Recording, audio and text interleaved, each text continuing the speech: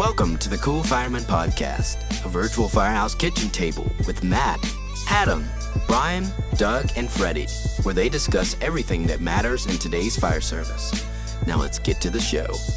You unfortunately end up sitting and babysitting it. True.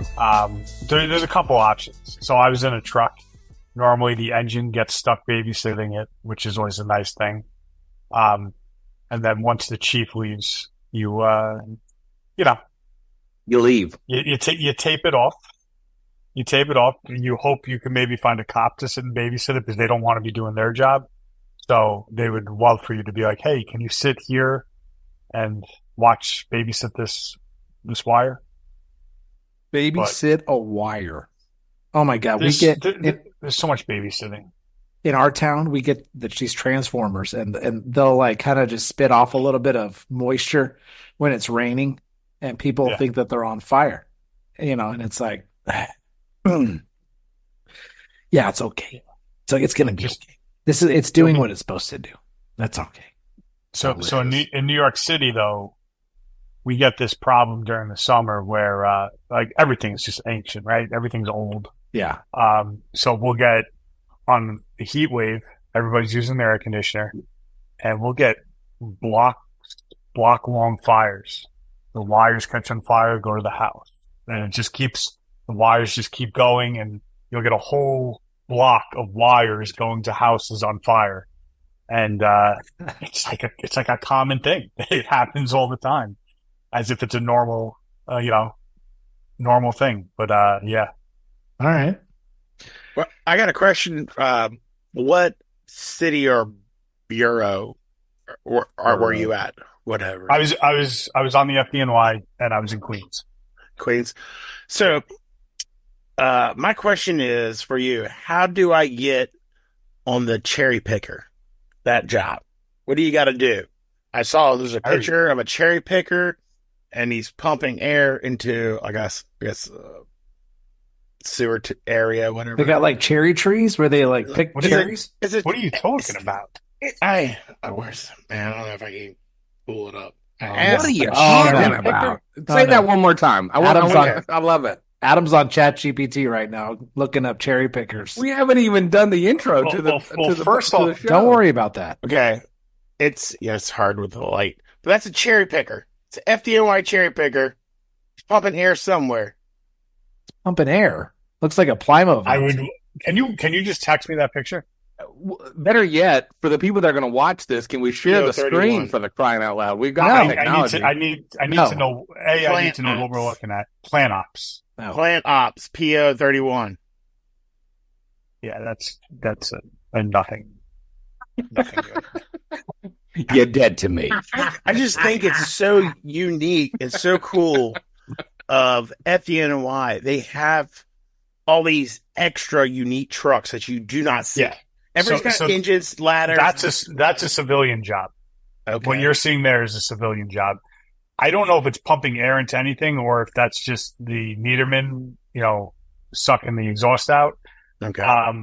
But Plant Ops is like civilian. It's communications. It's the, dispatchers, that kind of stuff. So that probably repairs the pull boxes, and Adam says sign me up. Still. You're in. Sign me up. If you're willing to take a civilian job with the FDNY, you're hired. I can tell everybody I'm part of the FDNY. Hell yeah. So you get a shirt, it'll say FDNY on it. Sweet. I want a job shirt that says FDNY. Yeah, hell yeah. See, we had Tom from Burnbox on. He's obviously one of our sponsors, but he's from FDNY. You guys are badasses. Anyway, this is the Cool Fireman Podcast, and this is how we're going to start this gosh darn show. We got Billy from JobTown Tools. When we started this podcast, man, I got a frog in my throat. That's not good for a podcast. When we started this podcast, one of our whys was to pump small businesses that are owned by firefighters, and look at what we're doing today. We got Billy from JobTown Tools, starts his own small business. What's going on, Bill?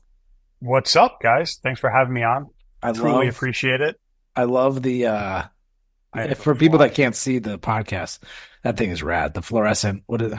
It's fluorescent.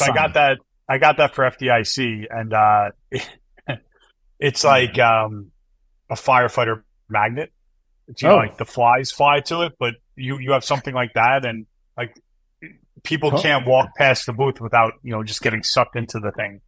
Yeah, Adam really worked. It noted. absolutely worked. Look, I saw look. He's already starting to Google it. If you're watching, the screen already popped up, and he was like, "I'm going to see how much that one cost." I thought he was. You talk about like the safer event. I don't know if we're already jumping into everything. If Hey, we do everything. What you want to do. So you're talking about the safer event. So FDIC, everybody has the same banners. Some people have different like setups with their booths. I brought this fluorescent sign, and other booths were walking by going, "Where'd you get that?" I guarantee next year you're going to see these fluorescent signs in all the different booths because it's just different, and it absolutely 100% grabs your attention. It's pretty sweet. I won't say it's pretty sweet. It's very sweet. Heck yeah. That thing's sweet.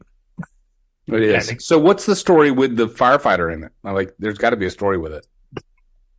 So I went on Fiverr to try to get a logo done, right? Yeah. And I told them I want a salty firefighter. Now, you tell somebody on Fiverr you want a salty firefighter, they have no idea what you're talking about. So originally I got all these, I got this guy with a full beard, and I'm like, no, we can't have beards. And just going back and forth. And then this guy looks a little bit like one of my senior guys when I first got to the firehouse. So they just kept tweaking it a little bit more and more. And I always loved smoking cigars at the firehouse. So I had you can't really see it in there, but he's smoking a cigar. But, I mean, that's really the inspiration is that handlebar mustache, which unfortunately one of you guys had to shave last time we spoke. Yes. That's like the staple of the firehouse, right? Drop the tormentors and you're in. Yeah. Well, guess what, Bill? It already grew back. I can't believe how quickly that grew back. I just push it out real hard, It's so full. I want to just go on the record. I can't grow a mustache. I look ridiculous. I thought you called me out. I'm like, Adam, you know the deal. I can't. All right, called you out playing chums. Exactly. Can I go on the record and thank Billy for the love that he showed for us this past weekend in Leland for a couple different things. Number one, he supported us with some giveaways for our students in our class. I thought that was really awesome. I would love for the folks that may be listening. I think several people are going to start listening that were in that class. I would love for you to maybe just tell us about the tools that you gave in that class, what they are, and kind of the purpose behind them. But also, we got to break bread together. We met Billy at Chief Hayes's house. Adam, unfortunately, wasn't able to be there. He had to go ahead and cut back out. But Matt and I got to have dinner with Billy, and as well as some other people that were there at Chief Hayes's house. And I just wanted to say thank you for coming up. We had planned to do this in person, but man, we were all just beat. And so virtual is just as good, but more importantly, we got to spend time with you, and that was pretty awesome. Yeah, I thoroughly enjoyed it. It was nice getting to actually meet you guys face to face. Food was good too. It's not skip over that. Food was really good. You know what? The only thing I realized we did not snap a picture before Billy left. That was the bad part. But we'll do it again. Do a screenshot. Just screenshot this. Yeah. Okay. I'm gonna do it right now. Hold on. I'm doing it right now. And then we'll just put Chief Hayes in there. Actually, wait, hold on. I'm going to do it again, but we all have to smile and give like a thumbs up or something. Oh, yeah. I figured out the thumbs up. It's when we were on a Mac. That's what it is. That's what it is. Yeah. Yes. All right. Sorry. What do you mean? If I do that, what does it do? Well, you mean mine's not doing it. I'm a Mac. It's not doing anything. When you do I was going to say, if you're on a Mac, so whenever we hold our thumbs up on a Mac, boop, see how it does it? Yeah, but I'm on a Mac. So am I, but mine's not doing it. I don't know. Mine does it every time. I don't know. All right, go ahead. So tell us about the tools that you gave away. All right, so everybody got a firefighter swipe tool. Firefighter swipe tool is what started my business. I'm going to break one out right now so I can explain it. Perfect. So when I first got onto the FDNY, I was in Woodside, Queens. We had a lot of project buildings, and we always had the same types of runs where first floor apartment 1A would call for a water leak in their apartment. and you would have to find where it's coming from. So you would go along the entire A line all the way up to the top, trying to find where the water leak is. And it was always the top. It was never the floor right above. So instead of forcing doors, what they would do is they would use the 20-ounce soda bottle. They took the picture. If this was a 20-ounce soda bottle, the top is there, the bottom is there. They would cut the middle out, and they would get a strip of plastic. Got it. So we would use that to get into all the doors. No longer had to force the door. We were briefly, prior to going live, we were talking about babysitting. If we force the door, we have to babysit the door. We have to wait till either the homeowner, the cops, somebody shows up. We can't just leave a forced open door for the public. So we would use the soda bottle to get into all the doors, go shut off the water, and, you know, nobody else really knew that we were there. We would just take care of the situation and be done. So then they started making the bottles eco-friendly. The thin plastic no longer worked because it was all like 20% of what it used to be. So I went out, bought a roll of Mylar, which is better than the plastic ever was, and started hand cutting them. Now I have a laser cut, and I put different notch cuts and things like that in it. But it's just like super smooth, gets around the door really easy. It's for all inward swinging doors. So every residential door that swings inward, if they don't throw the deadbolt, which, believe it or not, a lot of people, if not most people, don't lock their deadbolts when they leave. When they're home, they lock the deadbolt and, you know, go to bed. When they're leaving, they don't bother taking their keys out of their pocket and locking that deadbolt. They lock the knob and they pull the door shut. Or if you're like myself, I bought one of the electronic ones because I posted a video when I first started the business of me using this tool on my front door. And my wife was like, "You think that's a good idea? Do you think you made a good decision showing the entire world that you can get in through our front door by using your tool?" And then, you know, that was what you call a what is that when you said that's something behavior, not a learned behavior, it's a changed behavior or something like that. Yes. So I bought the electronic deadbolt now, and every time I leave the house, it automatically locks. And I'm the first 100 people to buy his things were criminals. Yeah, it just wasn't a good plan to show everybody. But I want to show how easily it works because it literally works that easy. I mean, it's stupid how easy it works. But yeah, that's what everybody got at your class. They all got a swipe tool so that they could get in, you know, on various types of runs. So like I get these comments on. I'm trying to be as gentle as I can when I talk about certain things, but get a lot of hard chargers out there that think they force every single lock door they encounter. You know, I'll get comments, Halligan is better. Yeah, obviously the Halligan's better. Like nobody would ever deny that. My irons guy hates me when I break that thing out. But right. The reality is we don't just force every locked door we encounter. We'll try to find a window. I'll Proby, go get a ladder, right? Proby throws the ladder up, forces the little hasps on the window and goes in that way. Or you can use something like this, get in a couple seconds, and then lock it up like you were never there. I'm semi-rambling, but we had this one run for smoke on the 5th floor, right? We get to the apartment door, and it was food. You smelt the food. You knew what it was. It's the same type of run we get all the time. Banging on the door, nobody's answering. I use the swipe tool. I get in. There's the guy passed out drunk on the couch. You know, his steak that he was cooking on the griddle in his kitchen is completely charred to nothing. Banked down. I mean, like completely banked down apartment. So I open up the window to the kitchen, take his food, put it in the sink, turn the sink on, and air it out. The guy's still passed out drunk. We don't even bother waking him up. Shut the door and leave. He never knew we were there. That's the amazing thing about it is you just take care of what needs to be taken care of. You don't need to break anything. They don't need to file any sort of reports for damaged property or anything like that. And the guy got a nice nap out of it, you know? That's pretty wild. I love the property conservation piece of that tool. Yeah, I mean, grandma falls behind the door. Do we need to force grandma's door? Let's be real. Right. Like if it was my parents or my grandparents, and you know, the deadbolt wasn't locked and she fell and they forced the door, and you know, she's in the hospital now having to worry about hiring a contractor because it's just stupid. Like let's start treating people with respect and their property with respect. The volunteer world this is huge because you usually volunteer where you live. Right. You don't need to break your neighbor's door because they forgot to put a battery in their smoke alarm. I mean, 95 to 99% of the calls we get, I don't want to say are nonsense because nothing is nonsense, but they're not where I need to bust down the door and get in there and save someone's life. That's that 1%. Yeah. So this tool, in my opinion, is for the 90 to 95%. So two questions that I have kind of segue off of that is what's the price of a unit like this, and are you able to use them again, or are they one and done?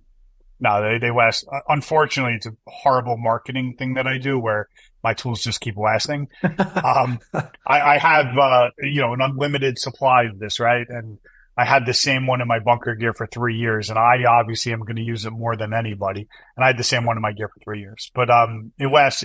It just keeps going. It's like I said, it's not the best plan when it comes to a business, but that's not what I started this for.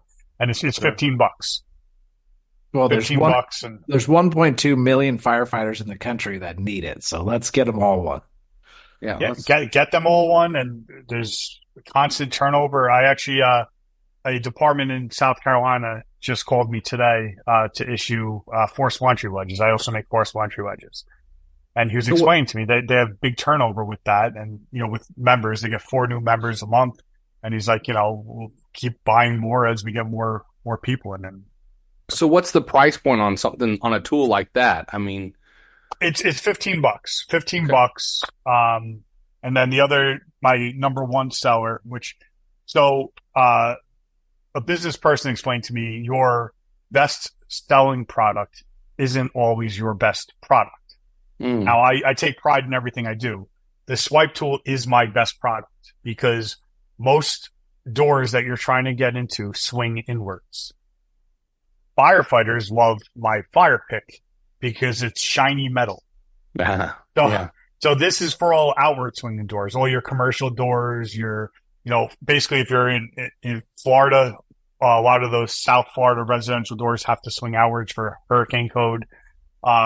So any outward swinging door, that's what the fire pick is for. This is by far my number one seller. And I sell the 2 of them in a kit, and it's $40 for the kit. Comes in a marine grade canvas bag. Sorry, the lighting here isn't phenomenal, but for $40, you have 2 tools to help you get indoors that you will absolutely 100% use. Yeah. I think that's pretty awesome. Yeah, So I love it.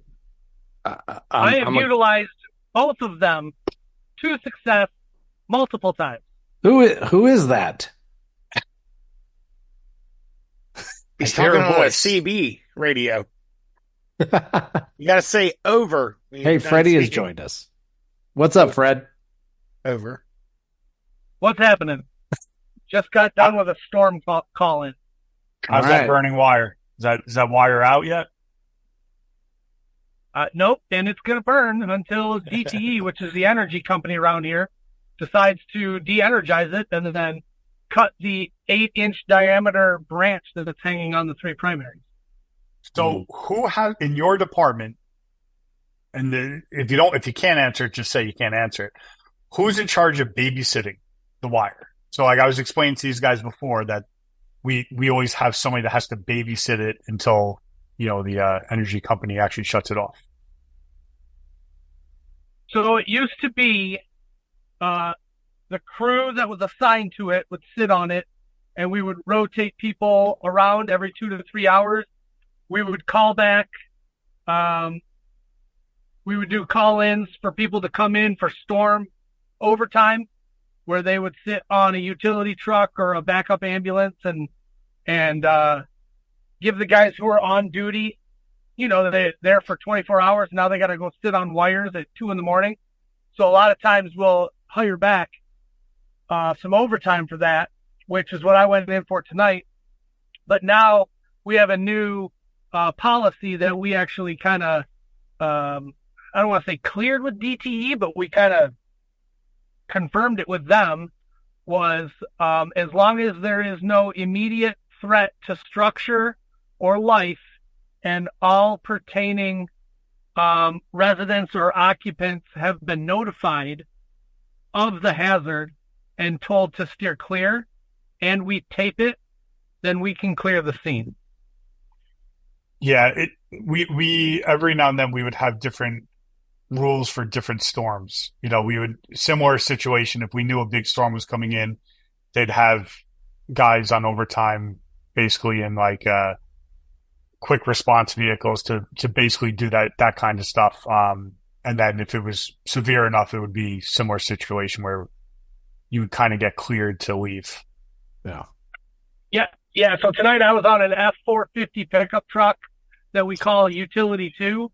And my whole job was to, when there's calls holding, was to head out, put eyes on it, tape it off if necessary. If there needs to be a crew to sit on it, then relay that information to the battalion chief. He would send a crew. I would move on, and basically I'm kind of like the little sprinter or whatever. Go look at every call that we have and figure out which ones need to be babysat and which ones are just kind of, tape it and bounce type situation. But sounds amazing. Yeah, it definitely helps with the prioritization of calls. Yes. Well, it also helps. It helps with DTE also, because we have an app with the power company here that we can input what we see, pictures, and a description of each incident with an address, and then they'll go through and prioritize that and send crews to the more specific ones. But that kind of doesn't have anything to do with JobTown Tools, and they're amazing. It's all good.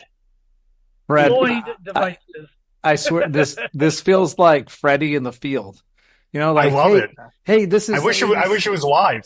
I know this is like ABC 7 News, and we're gonna put it out to Freddy in the field, and he's like live fire rescue right here. Yeah, or like the news van when it's driving down the street with just the windshield wipers on. Yeah, I wish we had that view of him. But he's outside. Storm Freddy reporting. Yeah, the storm. Jim Cantora. Yeah, Jim Cantora with palm leaves flying behind me. Yes. I'm out here in the field. It's crazy. We have fire coming from the wires. Oh shit! Good job, Freddy. You're my hero tonight for sure. Thank you for your service. Yes, thank you for your service. Yeah. So, I have no clue what you've talked about, but I will say one of the things that I really love that you have is that billy goat wedge that you can use with the fire pick to kind of give yourself a little bit more of a gap. I've actually used that at the academy to hit. Mine's all marred up and I love it, but I use it at the academy when we're teaching forcible entry, because they're trying to get the adds part or the forks of that Halligan in there, and you got somebody just hammering away with the flathead axe or a sledgehammer or something. And I'm like, Wait, everybody pause. Put this wedge in there. Look what just happened. We just absolutely opened up ourselves a way bigger space to work here, and it was relatively low effort to do it. Yeah. It's also metal and shiny. Oh, and I look love at that it. Look at it. I love that it has the shiny hole things. cut out. Shiny things. You can marry it on the pick or the spike or whatever you're going to call it. That handle with the bungee cord that comes with it. I'm a huge JobTown Tools fan. Let's be serious here. We got a nerd alert. Nerd alert. Nerd alert. Yeah, no, a lot of thought went into this wedge. In general, everything that I create, you want to make something that's better than anything that exists, right? So I told you, I bought the Mylar. Mylar was better than the plastic's ever been. The fire pick that I have made, if you buy like a shove knife, the shove knife doesn't have a wedged end to go behind latch plate covers. And then the shove knives are usually made out of some cheap steel that really snaps after a couple uses. So I made this out of the same stuff that's in your car suspension. It's spring steel, 301 full hard stainless steel. So then when it came to the wedge, there was already a couple wedges on the market. None had this notch cut, which is meant to sit on top of a door hinge. So normally you put your wood chock in the door, someone bumps the door, it falls to the ground. You could put this right on top of the door hinge. You could bang into the door all day. It's never going to fall off. That's the point of it. But I also made it out of 7075 aluminum, which is aircraft aluminum. It's the same aluminum that's used in landing gear on airplanes. It's just stronger. It's meant for more repetitive abuse, where everybody else uses 6061, which is just general purpose aluminum. I'm really geeking out with the word. But the point is, I tried to make everything better than whatever existed before. So what was the number of the aluminum? This is 7075. Okay. So 60... nobody uses it because it takes longer to cut because it's a harder metal. So nobody uses it because it takes up machine time and everything like that. God dang. Because, like I've always learned our ladders are made of 6061 T6 aluminum alloy. So it's like, yeah, this is twice the shear strength, twice. And Freddy was nerding out. Hey, watch it. Watch it, boy. Yeah. No, we always talk about that because, it's part of like probation. I heard a really good comeback. I think it was today for when somebody calls you a nerd and you just say, I think you mispronounced, I'm more intelligent than you are. That's pretty good. I like it. Brian's not amused. Why are you not amused, Brian? I'm not. I'm just that was not. funny. Because on these types of podcasts, it has nothing to do with like paper clips, spreadsheets, or anything like that. So, I love it. I cannot bring anything intellectually speaking to it. Mr. Fire Marshal over here, yeah. Fire Marshal Bill, let me show you something. No, I do appreciate it. In fact, I love the property conservation piece of this. I really do. I'm very interested in the property conservation piece, like a whole lot of it. Did you know that property loss? Did you know that this beer can is flammable? Yes, I do. Do you know the melting temperature of aluminum? Okay, it's 1400 degrees. Move along. There's your nerd alert for the Fire Marshal. Hey, we got one from him. But seriously, so I got a question. Yeah. Sorry, go ahead, Brian. Well, I was just going to say, going back to Billy, instead of us trying to one-up each other on nerd alerts with fire service stuff, the JobTown tool piece of this, let's talk about your service at FDNY. I think people should know your story for the credibility. We've said that, but I really want to know your story piece. We heard about it on the live, but for our listeners who weren't on the live, I think we owe that to them. Okay. So I started off as a volunteer firefighter on Long Island in a town called Massapequa. That's what started it. I was 20 years old, and I knew nothing about the fire service. It was actually my sister-in-law's boyfriend was a volunteer, and I thought it was cool. He's got lights on his car. I'm like, this could be fun. So I went down to my local firehouse, signed up, and became a volunteer fireman, and I loved it. And Massapequa was one of the busier departments on Long Island for volunteer service. So I got to see some cool stuff. And one of the guys told me, like, oh, well, why don't you take the FDNY test? It's coming up in, a year or whatever it was. And I'm like, wait, like you can get paid to do this? And then 9/11 happened. I was a volunteer at the time. 9/11 happened, and it really, I'm like, this is what I want to do. So I took the Boston Fire Department test and then the FDNY test, probably about 6 months after that. Scored the same on both, but I got my list number for the FDNY test, and I'm like, all right, I'm definitely getting called for this. And that started my career in 2004. I then started in Woodside, Queens in a ladder company, tower ladder. It was a 95-foot tower ladder. Woodside, Queens, once again, it was a busier area of northern Queens. Did that for, I want to say, about 7 years. And then I went over to a squad company. Some people call it JV Rescue. But I loved it. I got to go to some of the greatest classes, things I never thought that I would be able to experience, as a city firefighter. I got to experience in squad. And then I got promoted to lieutenant out of squad. And I went to Ladder 125, which is in Southern Queens. So I was in Queens my whole career. While I was on the job, I was also on the FDNY incident management team.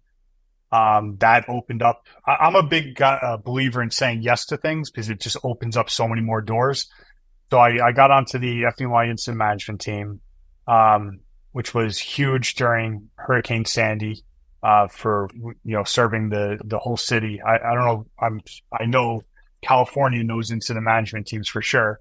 But I started with that, and then I actually got sent on a wildfire out in Arizona, and they loved it. They loved I was a computer tech. They loved the way that I worked, and they asked me to join their team.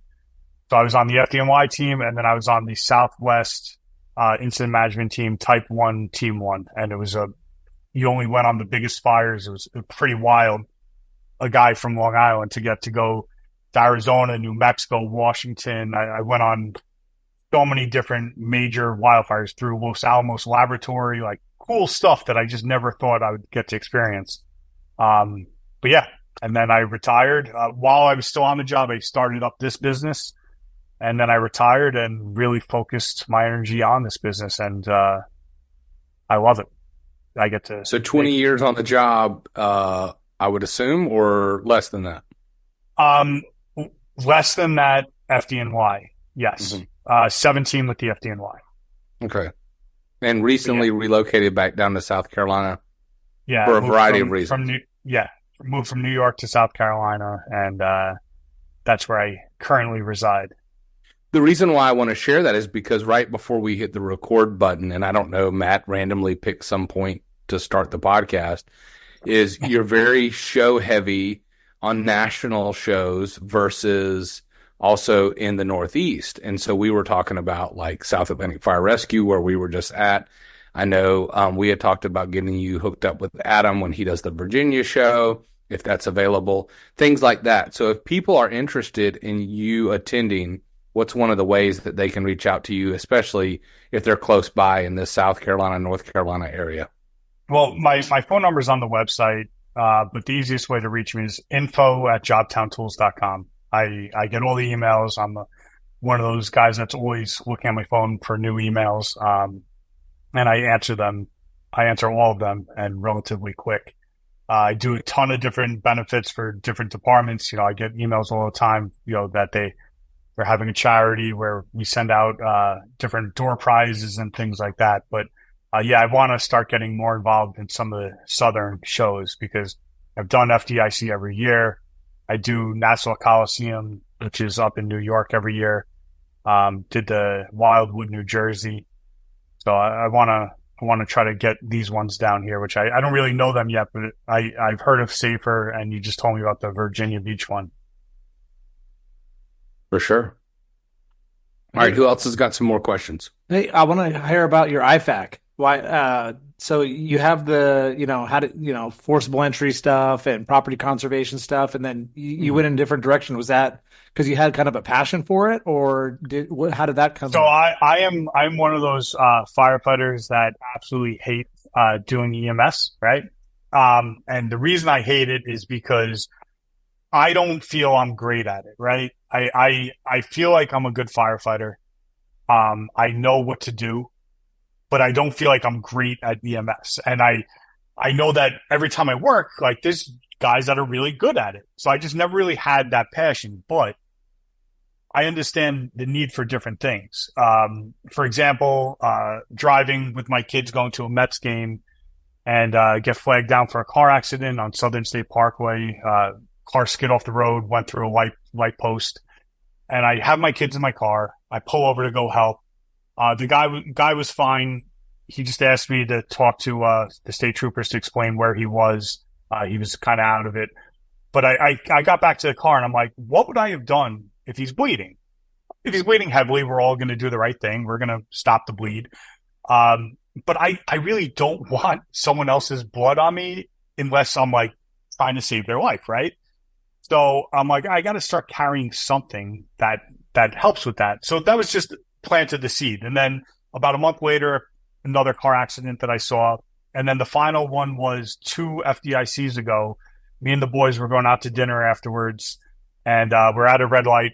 Car goes through a red light right into the traffic pole. Everybody pulls over. We get the guy out of the car. He's clearly overdosed on something. He's covered in powder. His car's still running, so we shut the car off. We get him out. He is completely blue, agonal breathing, and I would be lying. Nobody wanted to put their mouth on his, right? Like, I don't want to die. I don't want to die. So we're doing compressions, which we're supposed to do, right? So we're doing compressions. Nobody has gloves. Finally, a passerby has one of the face pieces. What are those called? The pocket face masks. Mm-hmm. So someone brings that over, and then a passerby also happened to have Narcan. So we administered the Narcan. First one really did nothing. Another passerby had Narcan. We gave him the second dose, and then he came to, and then the cops happened to be showing up right around the same time. But it really, I'm like, you know what? I got to do something with this, because every single car, because I wasn't even in my car, I was in my buddy's car. Every single car should have something to save someone's life if needed. So in my IFAC kit, which, let's see, I got one right here. In my IFAC kit, I have, CPR face shield. I have a tourniquet. You know how quickly you need it. If someone needs a tourniquet, you know how quickly you need to be able to get it. So I always have one in my car. And then it has bandages. It has gloves. My first responder kit also has a window punch and seatbelt cutter, because even though it's the furthest chances of it happening, we've all seen the videos of the cars that drive into the lakes with the people in it, and people are banging on the windows trying to break it. You have a window punch, it just, the window just breaks. It's simple. Mm-hmm. And it has, also entry tools. So I have it in my car. If I get a phone call for my neighbor around the block from me broke his hip. He fell, broke his hip, couldn't get up. And my other neighbor knew I had this stuff, so called me up. We get over to the guy's house. I get in using these tools. Don't have to break his door. And it also has the EMS stuff in there just in case it's needed. But that's really what started the passion for making that product. All the products I make are because it's something that I encountered that I'm like, I want to do something with this. Oh yeah. So you got property. And then in New York, they pretty much give out Narcan to anybody. You just apply online. They'll send you a couple vials of Narcan. So I threw 2 vials of Narcan in my bag. You just don't know. And like this guy is alive today because 2 passerbyers happen to have Narcan on them. If they didn't, the guy's dead. I mean, none of us were saving that guy's life. As much as we would try, nobody was saving his life without the Narcan. Yeah. That blows me away. Absolutely blows me away how sick this country is. That there's 2 people that pass by that have Narcan. That's amazing. That's a good thing. But how crazy, stupid that, the epidemic of fentanyl and opiates are in this country. And we're not going to go on this rant, and I'm not going to go on a rant. But that guy insane. just knows how to party. That's all. It's crazy. It's so much more deep seated than any of us even know. It's sick. It's really sick. I see it in my job. We have drug rehab facilities all throughout a very affluent community where I work, and it's a revolving door. These poor people come in, they pay a shit ton of money, they do drugs again, they go out and they come back in. It's a revolving door of poo. They pay a lot of money, or their parents do, or somebody is, insurance, whatever it is. It's insane. But how crazy is it, the amount of Narcan uses that you've seen over the past, let's say 8 years compared to any time prior to that? Past 8 years, it's like, when I was on an engine company, it's like 25% of the runs we went on were to administer Narcan. Now, about 13 years ago, I worked in San Clemente, which is very close to the border of Mexico. So yes, we did get bad batches. In fact, we would know when there was a bad batch of opiates that came across the border, because all of a sudden, weirdly enough, we'd have multiple overdoses in the same month. Just one after another, and until we got to the dealer, because we always ran on the dealer too. And then he would spit at us and punch us for ruining his high, even though we just saved his damn life. Crazy. So I never encountered that. Like, I've always heard about it, and New York City has some rough people, and I've never encountered the extreme irate person. Now, like, sometimes they're almost like when a person gets a bad concussion and they're knocked down, they wake up and they have no idea what's going on around them. That happens. Yeah. But I haven't personally encountered the guy that's looking to fight. Other than one of my guys got bit. Oh yeah. All right, so I take that back. I did have one where he bit one of my guys, but other than that, it wasn't that common. Yeah. Now usually we have PD respond with us on these types of calls just because of the nature of it, and you're right though. A majority of the patients, they start breathing again, and I gotta be careful what I say. I'm not gonna, but anyway, I won't go there. I got you. We give them Narcan, and they come around, and so for the most part it's a pleasant experience that they just are like, wow, I wasn't breathing, really. And then you say, what did you take? And they go, nothing. Nothing. Oh, weird. You weren't breathing and your pupils were constricted. That's interesting. And as soon as we hit you with the Narcan, you were all good all of a sudden. Yeah, that's weird. So anyways, dude, amazing job. JobTown Tools. Brian already mentioned it. I want to say thank you again. Billy came on to our live and gave a lot of money towards the Red Cross venture that we had. I had to shave my mustache and my hair because of Billy, I think. Sorry about that. Yeah, no, it's okay. Window punch seatbelt cutter. I don't know what Freddy's showing that's the window punch seatbelt cutter that I sell. So it's a nice compact tool that's easy to carry. Yeah. So you got great stuff, and visit. What's the website again? The best website to JobTownTools.com. Cool. So everybody don't give any money to Jeff Bezos. Just go straight to JobTownTools.com. There you go. JobTownTools.com. We didn't do any of our housekeeping stuff, so I want to do it real quick, Brian and Unkie and Fred, if we can. So real quick, make sure to tell JobTown Tools that the Cool Fireman Podcast sent you. Yeah, exactly. Make sure you tell them you hope. Well, you know what? Why don't my computer's not on right now? How about can things pop up in this podcast? Can we do a promo code? Yeah, somehow. Yeah. What do you got? Let's do 25% off and using the promo code the Cool Fireman. Does that work? Is that something will that appear here or further down somewhere? Yes, I can put that, and we'll push it. We'll schedule some social media posts, to listen to it for 25% off or whatever. All right, you heard it. Yeah, the Cool Fireman. That's what the Cool Fireman is. What the promo code will be. 25% off.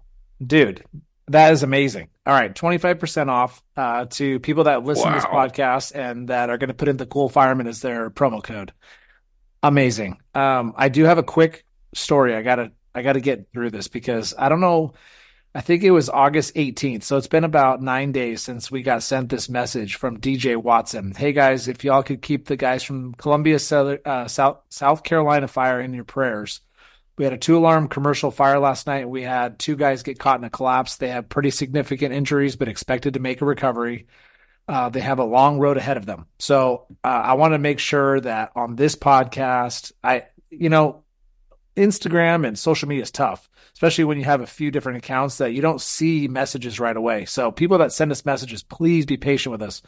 But I am seeing this now, and it's from DJ Watson, and I want to let him know that we are thinking about him, and we are thinking about the firefighters that got trapped and had injuries, and everybody on the scene that had to witness that in Columbia, South Carolina. So we are thinking about you. Thank the Lord that we're not doing a moment of silence for you, because that's what we're going to reserve for, our brothers and sisters that we lost over the past week or so. But we also want to do that because I'm sure that somewhere in this nation we've lost, 1 or 2, however many firefighters, brothers and sisters in the line of duty. So let's go ahead and do a quick moment of silence.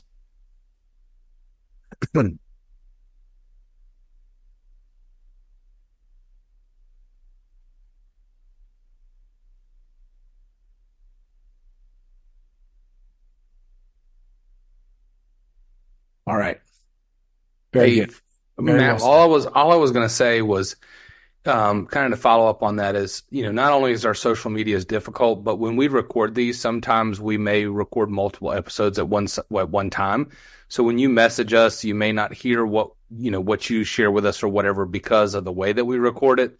But just know that we do get that information, we do hear it, and we do share it amongst the members of the podcast. Yes. So even if you're not hearing it, we are knowing it and we are doing it. And so even though we heard that, I think you and I talked about it as early as like last week. I mean, this has been several days. And so that comment, that concern has been in our thoughts and our prayers for several days. We're just now putting it out there for everybody. And I think you were in the room, Brian, when we were out in North Carolina, where I said, "Oh my gosh," and you're like, "What?" And I was like, "I just read this." I'm like, "Oh wait, this was like a week ago." So it hits you like a ton of bricks for a second, and then you realize it's been a week, and then you feel even worse. And so, but just exactly what Brian said. Like we do our best to try to hit everybody, and obviously when this podcast gets bigger, it's going to be even harder. So what we're going to do our best, because that's why we started this podcast, is for everybody else. You know what I mean? And so one last thing was Brian and I and Unkie were able to join the Leland Fire and Rescue Fire Department in North Carolina this weekend. And we did a little bit of like a leadership culture class with them. It wasn't for them. It was with them. We had a great discussion. We talked about Lencioni's genius. Working Genius. Thank you. And Simon Sinek's Start With Why model. And we had other things that we talked about. And I thought it was a great discussion. It was great reception from the Leland Fire Rescue Fire Department. Chief Ronnie Hayes, amazing hospitality at his house. We had such a great time. So I will say that, if you guys are in a fire department looking for some goofy guys to come out and have a discussion with your fire department, really about anything. That's why we started this podcast. Do we know a little bit about leadership and culture? Sure. But we have a whole bunch of, things in our belt. So anyways, I was just going to say, I think the biggest thing it was a discussion. We say that it was a class, but really what it was it was taking what information we've learned, putting it out there. It's like a buffet table, right? Freddy may want a salad. I want some chicken tenders and you want the meatloaf, right? At the end of the day, we're going to put that information out there, but it's for the taking and it's really for the discussion, because the concept of the information that we gave is that we're all different, right? But at the end goal, we all want the same thing, which is to get up and help people and go home and feel like we did right. And how we reach that end goal is the information that we shared over those several hours. And I think that that's what helps guide us through this. And as we discussed in that room, is I'm from one department, Adam's from a different department, Matt's from a department, and these guys are from a different department. But our frustrations were all the same, and our processes were all a little bit different. But we all had the same end goal. So it didn't matter. But I think that's what we can do for you. So if you want to tell them how to reach out to us to get this started. Reach out. We have an email, TheCoolFireman@gmail.com. That's probably our best way. I get that instantly on my phone. There's a few of us that have that attached to our personal phones. So TheCoolFireman@gmail.com. Also hit us up, follow us on Spotify, on Apple Podcasts, or really any podcast platform that you have or can find. Stitcher, there's a whole bunch. Google Podcasts. YouTube, Amazon. We have video and audio. So, but we have our video podcast on Spotify and YouTube specifically. But other than that, I ain't got no more. The only thing I wanted to share is we're all working out some other things with some other businesses for how to just grow us. And so if you're a firefighter-based business and you're interested in helping us grow our platform, but also grow your reach out to us at that same email address.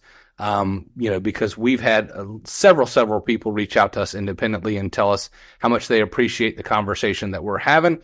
And so we want to grow right along with you as you guys look to grow your brand and grow the conversation and be a part of something that's positive. We're not here to bash anybody, do anything. We're here to grow together. And so if you want to do that and be a part of that, reach out to us and we'll tell you how. Yeah. So look out for this week, for this month's burn box. The Cool Fireman Podcast is going to have an insert in there with a QR code straight to our podcast, along with East Coast Kelly's recipe of the month. We got a recipe again. Yeah. Sweet deal. And then don't forget, go to unkieseasoning.com, get your favorite seasonings all day long. I'm actually using it tonight in my carnitas, so you're going to be in my video that I post about an hour. Unkie. The attaboy. All right. Billy's got to do the outro. Yeah, you got to do the outro. You know what it is. I have no idea. Come on. What do we end it with?